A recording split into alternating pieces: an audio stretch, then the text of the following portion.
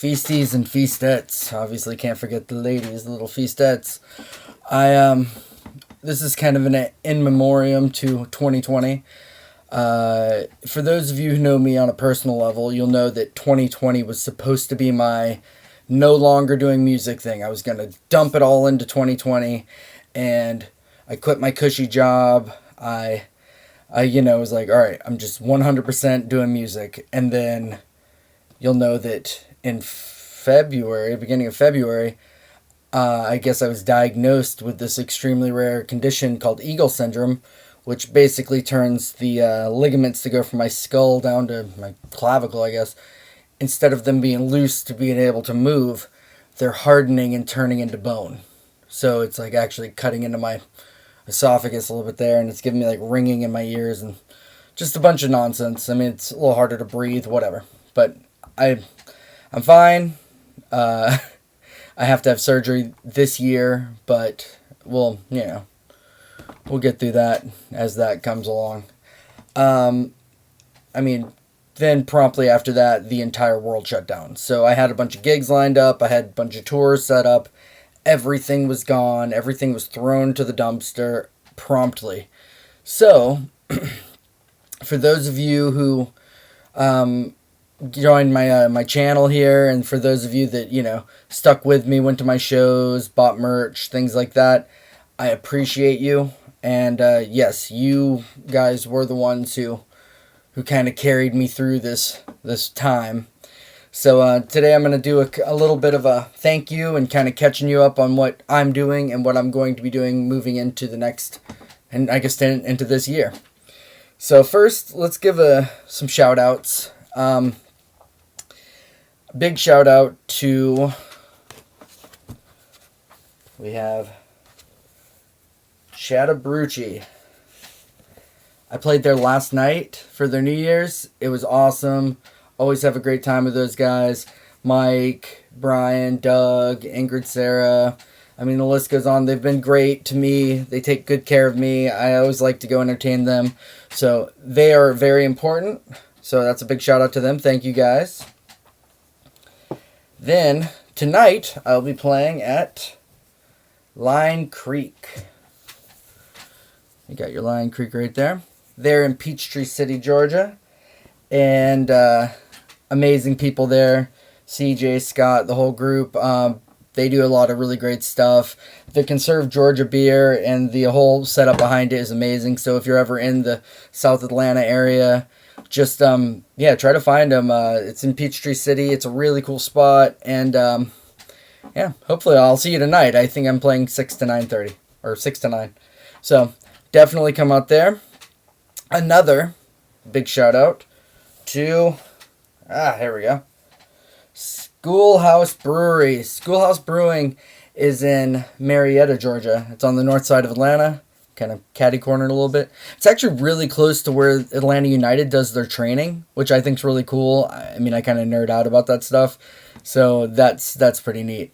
Because when you're driving in, sometimes you can see the little facility all set up and lit up. So that's pretty cool to me. But they're really awesome. Ian, Marshall, Thomas, everybody over there, they're all super great guys and girls, and they always, once again, they take good care of me, and I try to go up there and give them the best show I can give them, which, I mean, sometimes is pretty good. I mean, that's why I keep doing it. Now let's go more local. I've got my homie Evan over at Abide in Noonan, Georgia. They are really kind of a diamond in the rough as far as beer is concerned, and on the south side of Atlanta. Like, you've got basically Noonan, which when I was growing up around here, there was it was a dry county. Still is. I mean, still can't have liquor stores in Coweta County, I don't think. So the fact that there's actually a functioning and operating brewery is pretty amazing, and they do a really good job. It's super friendly. They always have a food truck. I mean, it's definitely worth checking out if you're, once again, on the south side of Atlanta and want a beer. Definitely go check them out. I should be there. I don't know if I have anything booked there, but I'm sure, I'll talk to those guys and get everything set up. Now this, on the other hand, the Indie ATL. I started this last year. I started it exclusively just to promote local artists. They don't all have to be from the Atlanta area. I've done a couple shout outs for people in Florida and things like that. But I really, this year has been just all over the place as far as my mental state of health and everything else. So I haven't really pushed it the way I should. So if you are in a band or a solo artist or even want to just suggest someone I check out to make a little post about, let me know. I really want to push it this year to get, a few thousand people following it. Because I want it to be, they used to have like a scene shows website where like you could go in Atlanta and you could type in whatever scene shows or whatever it was. And they would have all the upcoming events and albums coming out and things like that for the Atlanta area. Well, I want to kind of broadly do maybe just the South. I mean, honestly, any indie thing is fine with me. I just really want people to find new music. I want them to find...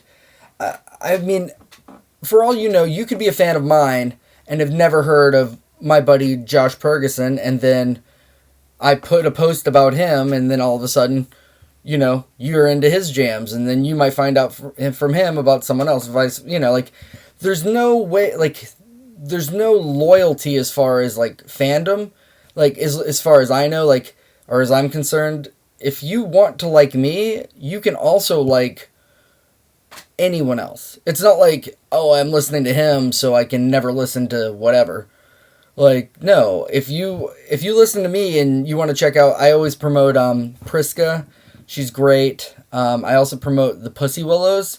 They're great too. It's a female-fronted group.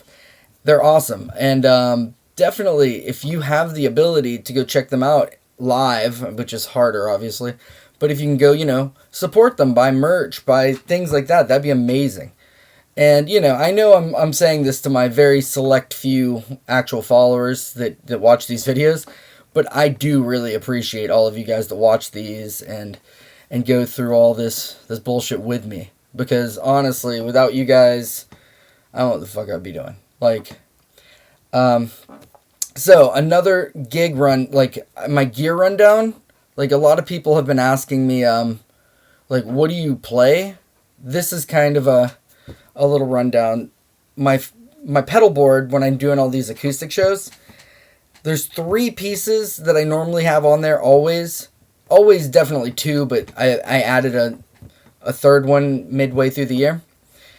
All right, let's go with your trusty chromatic tuner, the TU2. Funny thing about the TU2 is apparently they have a TU3 now.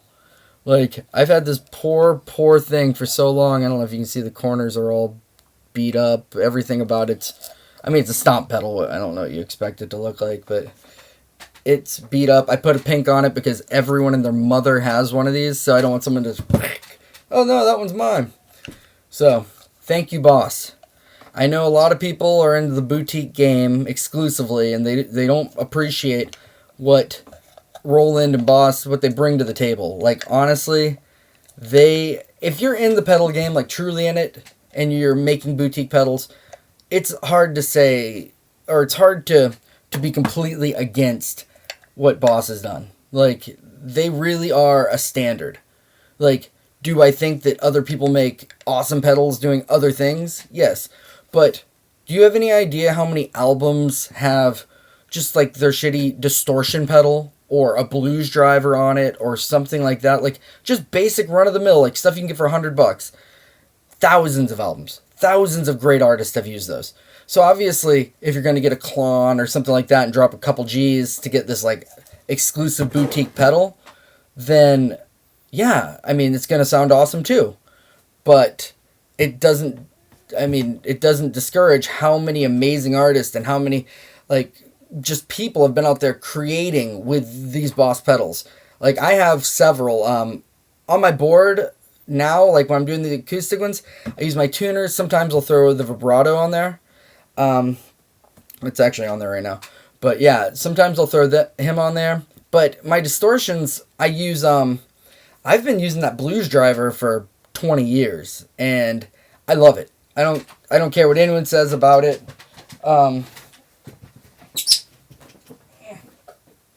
have here?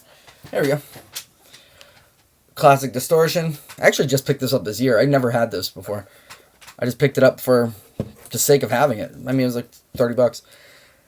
And then my Blues Driver. This Blues Driver and I have toured all around in other countries and all around the majority of the continental U.S. This little bad boy and I have been around each other. Because for a long time I was just playing this Bassman amp. And playing the Bassman amp, I would run it like the truest natural clean. And I would run this through that just to push it. And it fit my kind of indie rock sound. I didn't need it to be that like rectifier, like super hard sound. But whatever, I digress. Boss, you know you're awesome. Everyone knows you're awesome. If you say otherwise, then you're just pretty much a hater. And we got no time for that in 2021. You know what I'm saying? So another piece given to me by one of probably the sneakiest pedals I've ever owned. It's the Anvil by Siren Pedals. If you ever follow me, you'll see I always tag them. They took a chance on giving me this so I'd promote them, and they did a good job with that, because realistically, I promote this pedal more than any pedal I own right now, just because it's a compression pedal, right? I'm not a pedal master. I just recently got into like even using anything other than a distortion and a tuner. Like, I didn't need anything else. I never really wanted anything else. But now that I'm doing this acoustic thing, I was like, you know what? I should start experimenting and see what I can do. Now this, I mean, it's beautiful looking, obviously. It's got the shark and everything like that. And the guy who made it, really nice guy. Still, you know, I keep in touch with all those guys. But they're out of Nashville. I believe they're $199 for these. But I'll be damned if it's not worth every penny. So if you go out and you're dropping like serious bank to try to get some like, I don't know, electroharmonic something or other, like, or if you're even a JHS pedal that, you know, you could potentially get one of these bad boys. They look great on your board, and I mean, they've sounded amazing. Like, I've noticed the tone difference. I've noticed how my strumming, if you've ever seen me, is pretty erratic and wild. Like, this kind of brings all my sound together. But yes, so this is definitely a go-to for me. I keep it on the entire time. Like, I don't utilize it like some people utilize them to like boost certain like picking parts.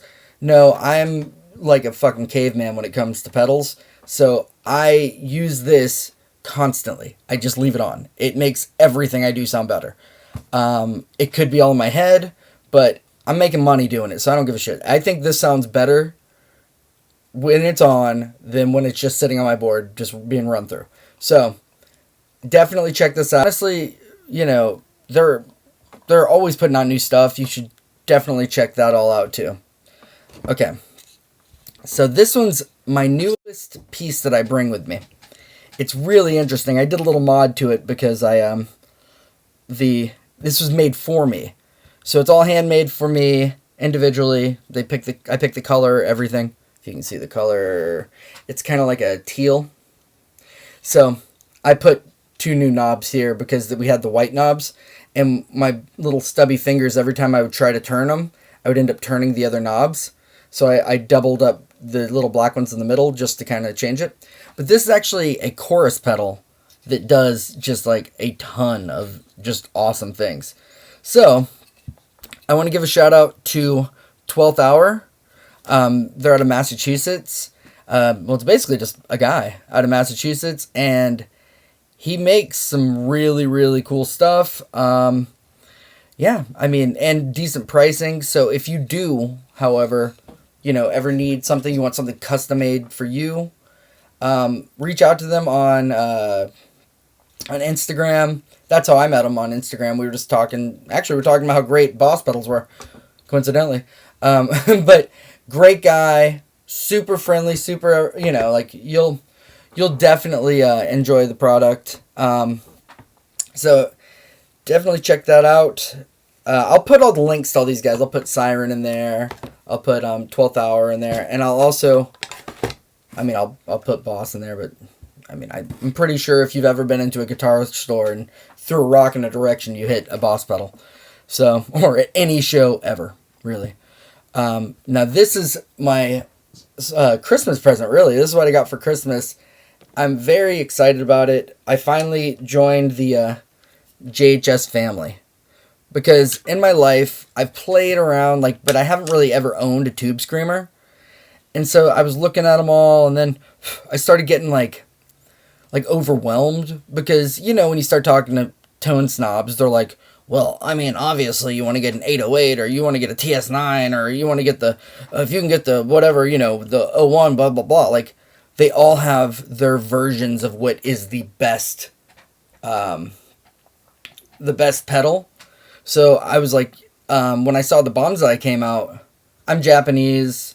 Bonsai, I was like, oh, that's funny. I enjoy that.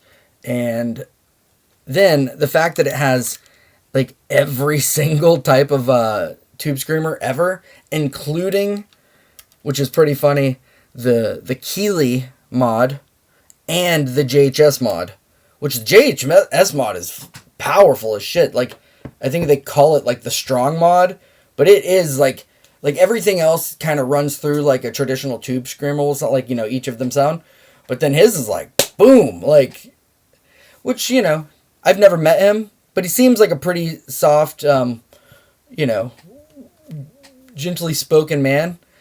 And to make his mod of it so aggressive is pretty amazing. But I'm very excited about this. And this will definitely come into play more this year. I'll go into that in a second. But, so, shout outs to other people.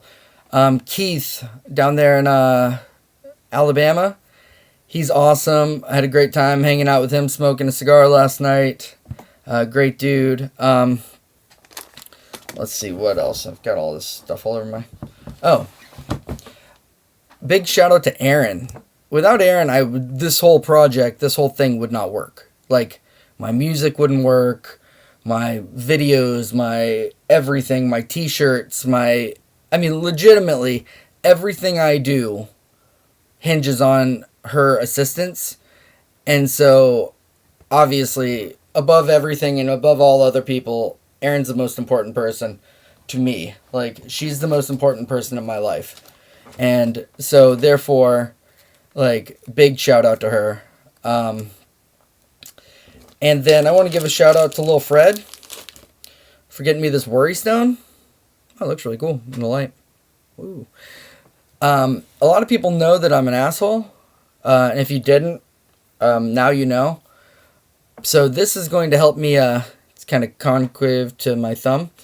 I just want to let everyone know that with this and heavy medication, I will be less of an asshole this next year.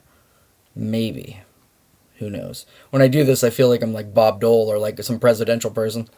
I say Bob Dole, but I realize a lot of my fans probably don't know who Bob Dole is. But if you ever get a chance to look up Bob Dole videos or clips, he ran for president in, 96?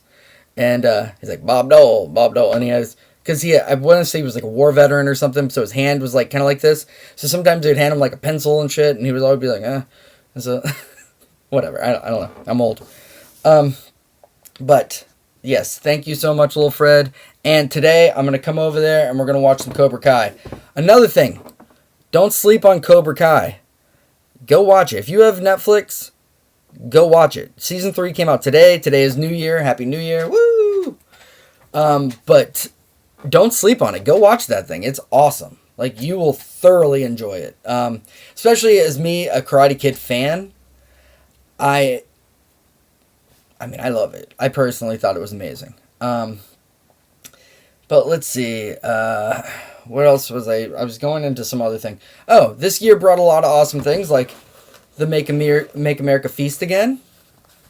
A hat that, I didn't get to wear a lot because promptly during the middle of all that, the world became some sort of riot. I live in Atlanta, so obviously you don't want to walk around, choosing sides that might be the wrong side, and have someone, you know, take offense to me making a pun of something, but whatever. So let's see what else. Oh, this is important, and I'll wrap all this up because I realize I'm already at like 20 minutes and people don't have the attention for these type of things. But I want to let everyone know I've been doing a lot of research on at least getting the digital release of my my new albums out. So this year we'll have re-release of 2014's Or Famine. So re-release of that. I'm going to release Potato for the first time on Spotify and, you know, digitally like that. Then I'm going to release Blood Money on, you know, the digital iTunes, Spotify, all that stuff. And this is where it gets good. I'm also going to come out with a sequel to Potato and an EP based on that. Right now, the EP is going to be called Tots, and it's just going to be like rough acoustic songs that like I don't really use anymore, or like never really fit an album, so I never spent the time to record them. So definitely look into that, because, and this is all going to be in the next few months. I'm just going to like bam, bam, bam. Like I'm going to flood you guys with things, because at this point it's been 6 years since I released Or Famine, and 7 years since, no, it's been 7 years since I released it, and 6 years since oh my god, 7 years since I released it, and 8 years since I recorded Or Famine. And a lot of those songs were already a decade old. So some of those songs were almost 20 years old now. And that's the only real release I have out right now, outside of like some random SoundCloud things and things of that nature. So I want each and every one of you to go check out all these awesome brands. Definitely enjoy some Feast Mode. Look at this. This is the best thing I'd ever seen. Big shout out to all my fans that give me things, because they are not missed upon me. Like, if you give me a gift for, you know, like a fan, I will wear all of your shirts in public. I will tell everyone about how great you are. I'll have it in my office. I'll show all the people that come over and record with me and things like that. Like, I'm very grateful. I know sometimes I might come across like I'm not as grateful, or, you know, whatever, kind of a prick. But I am very grateful of that. Also, I use Martin guitars. You can see it over behind me. I use Martin guitars, and I've been using like a Fender amplifier. No, I mean, not a Fender amp, but a Fender PA system for my little like acoustic shows I've been going to do. Outside of that, I use, when I'm doing actual shows, I use a Vox AC30, and back there is going to be a 410 Fender Bassman from 72. I use those in tandem. I use the Vox for its nastiness, like it just got a really great like punch to it, and then I use the Fender there because, I mean, it's just a beautiful clean amp. And if I'm running pedals and things, I can run it directly through that, and it just sounds nice. So I use that a lot when I'm playing shows. Obviously, there's more amps over there, but I don't use those all the time when I'm playing shows. But yeah, I guess I'll wrap this up. I do want everyone to go check out the Lie to Me lyric video, because I will be playing that at my shows, and I would like for you guys to know the lyrics. Outside of that, thank you guys all so much, and oh shit, one more thing. God damn it. One more thing. I have been really shitty about being like making my posts, and I know that. I'm going to try to be better this year. Like, I made an unboxing video for this. I have a couple songs that are pretty awesome that I recorded videos for, and I never released them for you guys. I actually made an unboxing for this and this one too, and I never posted them because I'm really, really shitty at all things social media. But I'm going to be better this year. We're going to hopefully get a couple thousand followers, and I appreciate every one of you guys. Happy 2021, and